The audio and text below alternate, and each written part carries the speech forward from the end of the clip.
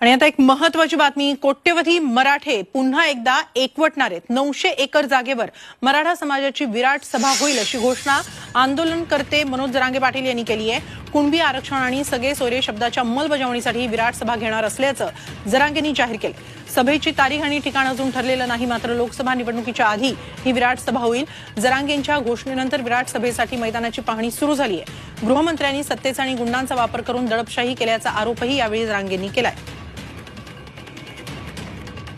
फडणवीस साहेबांची दडपशाही, दहशत आणि गुंडगिरी हे सत्तेच्या जोरावर जी चालली हे संपवायची असं तर मला माझ्या मराठा समाजाला आम्हाला एकत्र यावं लागतंय।